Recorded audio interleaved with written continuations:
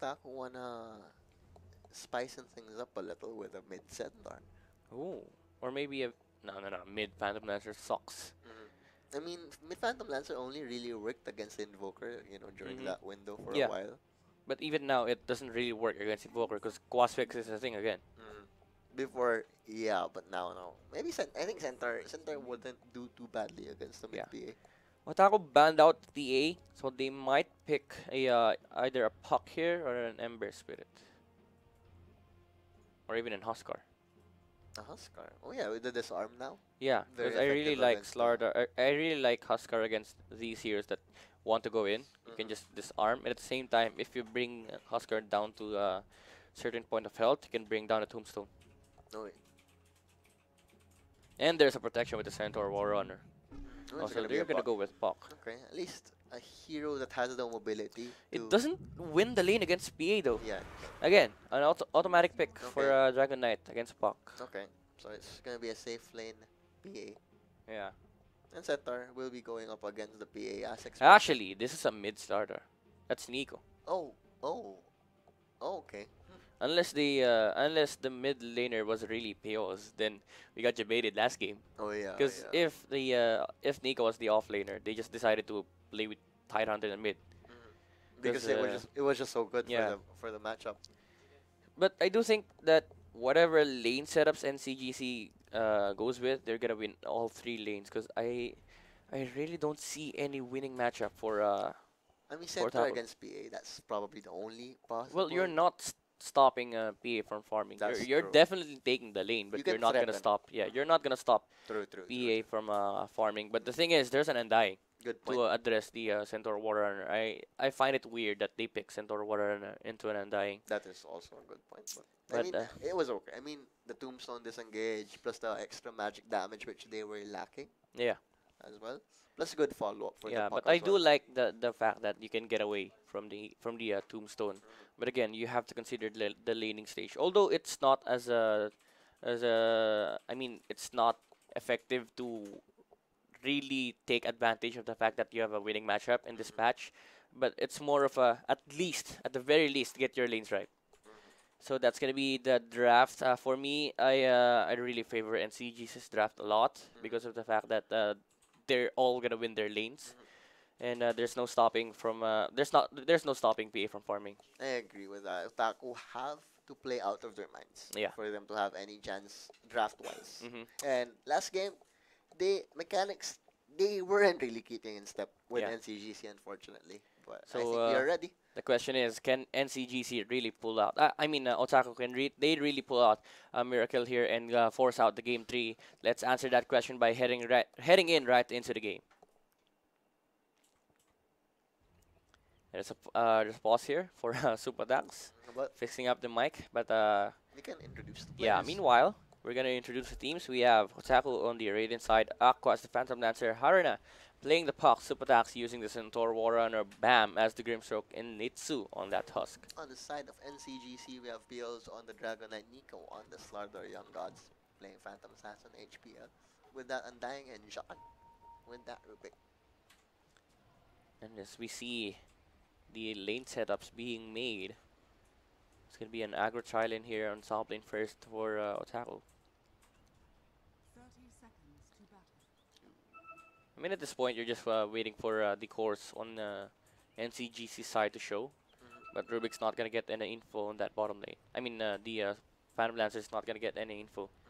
And it's gonna be the Slardar against Phantom Lancer and PA against the Centaur War Runner and a classic mid Puck DK matchup. Grimstroke Ooh, making the Centaur, rotation. you need to be careful. There are a lot of decay stacks on you. 600 HP center. Yeah. HPL will get the boundary rune for NCGC on the opposite side, and they're gonna get 2. Yeah, 2. I mean 3. 3.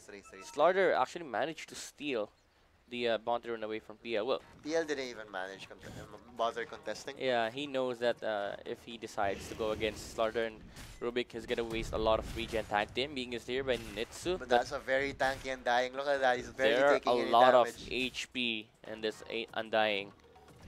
1k HP. Level 1. That is very annoying. And with this lane, he's gonna be able to free up some space and let this Phantom Assassin farm.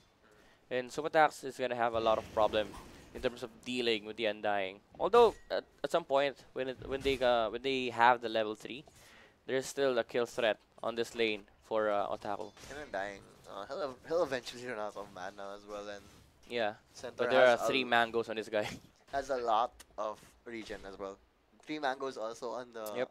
Centaur, double tangos. So And it is the Rubik Slaughter against the Grimstroke PL, which is not gonna be troublesome for Otaku. It's just that Slaughter is naturally a lane aggressor, and it wins the matchup against PL. But you have Grimstroke to help out. In middle lane, you have a double wave here for Puck. It naturally goes that way because Puck has a natural way of clearing the wave faster than DK. missed that. Thanks, Will. Bad. Ooh, almost getting the last right click from Rubik. Oh, And he John actually gets it. He still got it. There Yeah. we go. From distance, Rubik secures first blood. And just like that, with the 4th hit bash. Well, You it's- really need to be careful around Slardar. Yeah, when he gets that fourth attack in, he just becomes the king Yeah. of the early game. There's so many number 4s in Dota right now. What's up with the number 4? It's Monkey King and Slardar. Who else? Yeah. And Abaddon. Oh, Abaddon, That- yes. I mean, looking at the hold that thought, you have a snowball here from the Undying, and it will be able to take down this Undying. This is the kill threat that we've been tag looking team for. damage. Look at that. Well, we talked about it, that this could be the only winning lane Yeah. for the side of Otaku, and so far so good. Yep. Because if it going back to the number 4, hold that thought once again. PL being gone on here. There's no doppelganger yet. The Inkswell is not enough to save him, as the damage from NCGC is overwhelming this Phantom Lancer. And going back to the number 4 topic, if you look at Undying, the decay stacks are 4. Oh yeah, that's Yeah. true. That's also 4. That's very weird. Icefrog likes the number 4. Maybe it's a lucky number for him. What else is number 4? Again, another stun here from the Slardar will connect. They are abusing the fact that there's no doppelganger from this PL, but Tusks TP'd in, so definitely freed up space for the top lane. Snowball will connect here on John, plus the Inkswell from the Grimstroke. Try to lift him away, but the range is there to stun him up, and Aqua securing the kill on John. Much needed kill, but the bash! The Oh my bash. god, he didn't count. One more hit. The lucky number 4, the tag team has been used by the Toss just to secure that they kill off this Slardar. Well worth it for that Slardar. He's not even gonna lose any XP from that because Rubik is not gonna shove out the lane. Yeah, Slardar will just TP right back and get the XP once again, and he already has that level advantage on that PL as well. Yep. the power of bash. The power of number 4.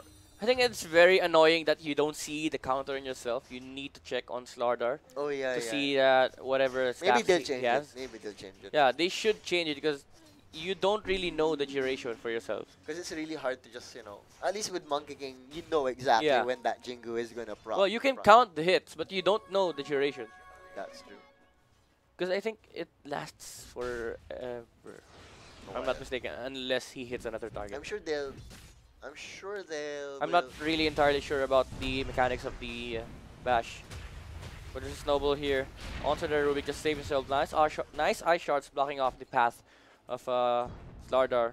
But fortunately enough, Rubik deals enough damage. It's a level 1 Spirit Land, so Yeah. there's no way that was gonna He went for the level 2, Phantom Rush. yeah, Phantom Which Rush. is That's weird. usually, no, I think that. No, I mean commonly in the see lane oh, that in the he is lane. in. In the lane that he is in, yeah, this is gonna happen. Oh yeah. A bash, no doppelganger. He tried to rush into the creep, but there's a lift in the Rubik in 3 seconds, 2 seconds, but they don't Okay, even need it. One more hit. Yeah, I should. Going for the Ooh, deny. Ooh, the lift. Nice, nice. No way. Yeah, nice. Nice But play. yeah, good point that you mentioned down in his bad lane matchup Yeah. right now. You really don't need. It's not your extra level Phantom Because Rush if really you're, won't- example is, if you're a PL against an Invoker, you're gonna get doppel walk no matter what in level 4.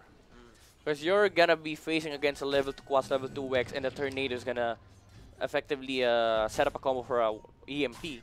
So you need a doppelganger.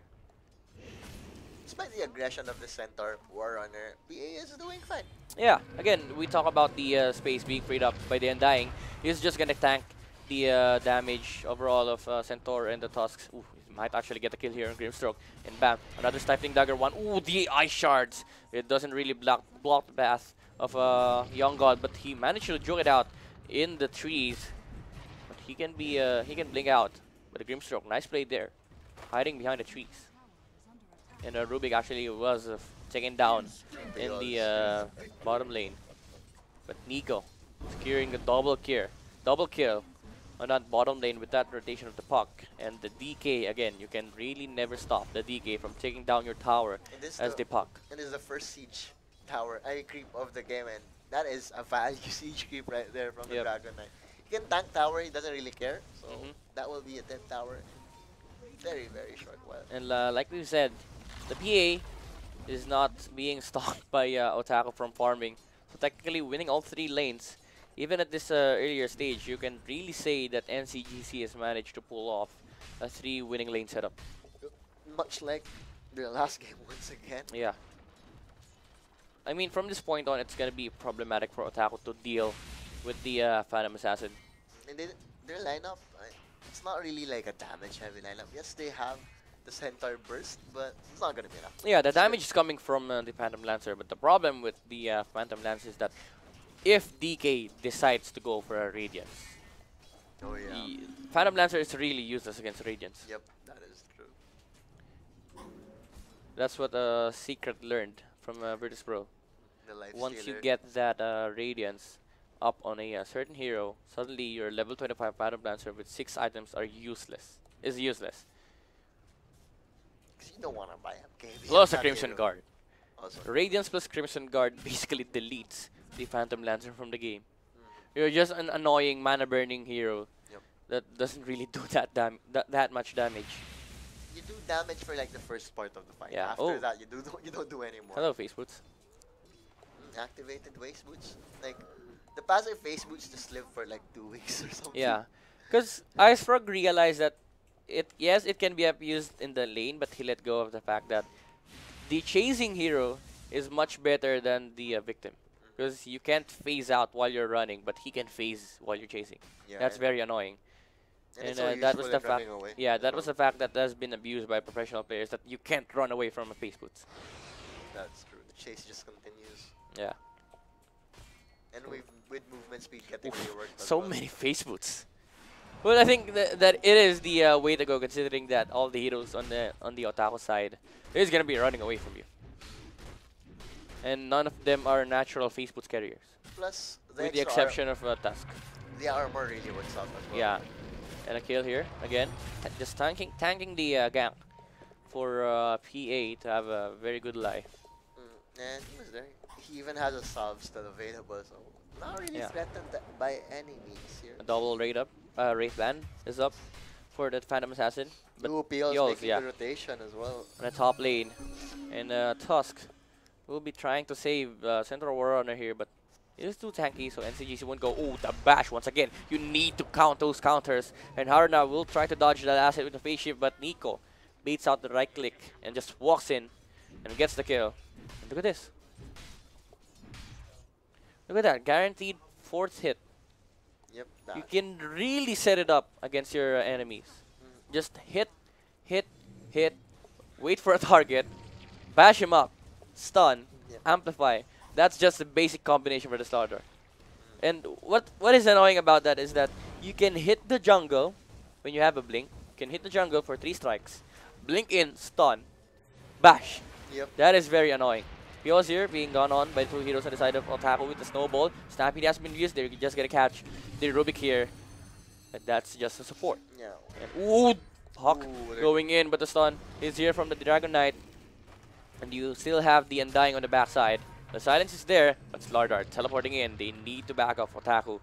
POs is not gonna catch anyone. He has a stun available. But the reach is not there. The Inkswell will connect, and the coil from Haruna. Ooh, the stun will not hit from the Slardar, and Super Dax will not be able to get the stun.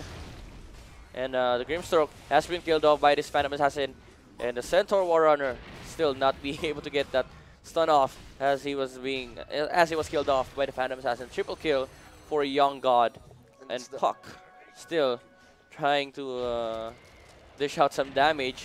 But it's not meant to be.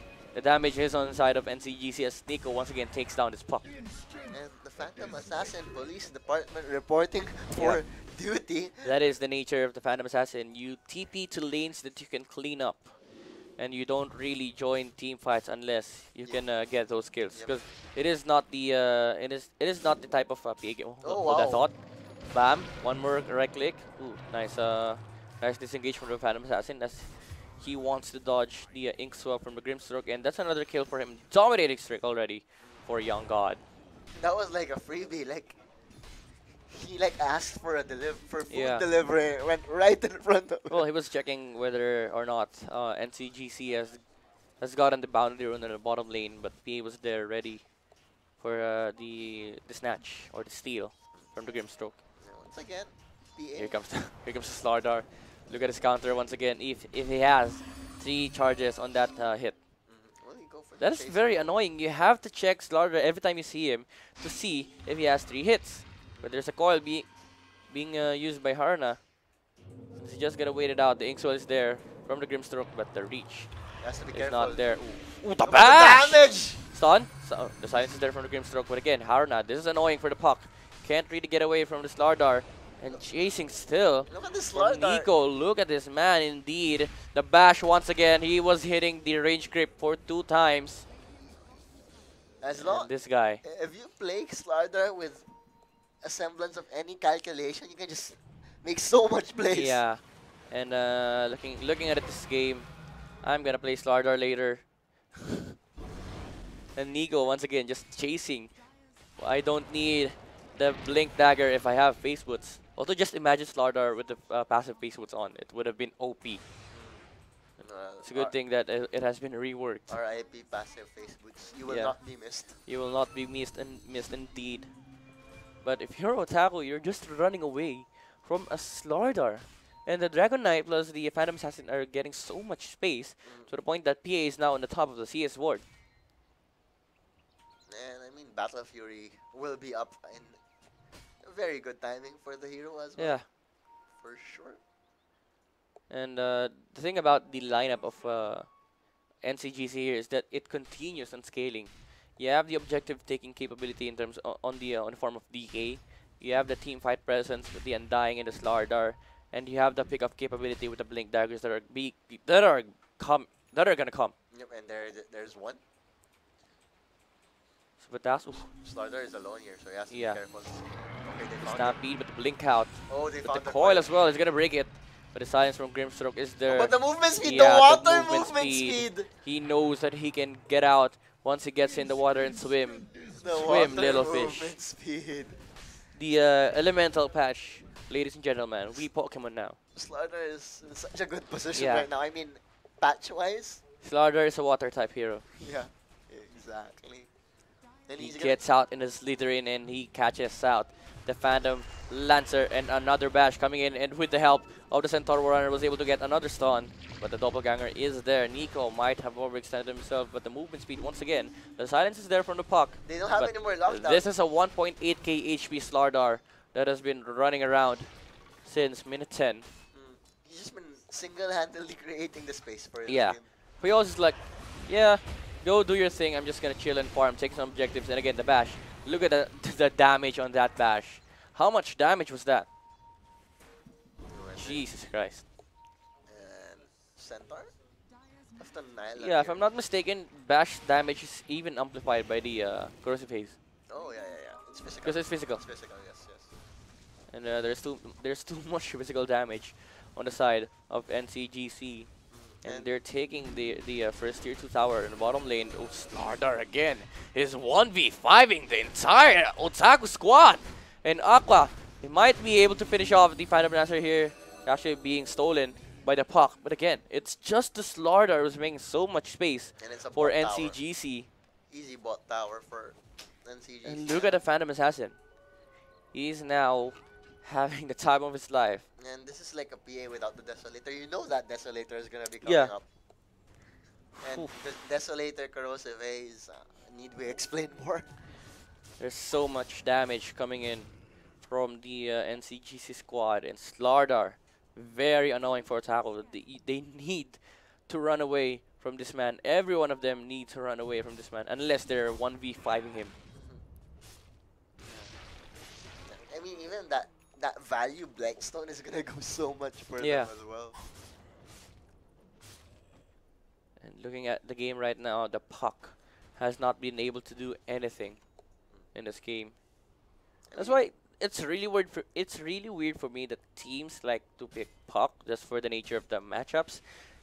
Top tier teams usually pick puck because of the pacing of the game. But in this game, you need to worry about the matchups that you get, because if you get a losing lane for puck, you're not gonna get the timing that you want. You're not gonna be able to abuse the fact that you have a dream call, and you're not gonna be able to create some space for your carry. I thought that ward had some high ground vision on it. It doesn't. Apparently, it just shows you the river. Yeah. I thought I learned. I think if you move it a little bit to the right, it's a little bit misplaced. If you move it a little bit to the right, you can see more high ground. the ancient area. Oh, okay. So he would just probably just put it down because he felt scared.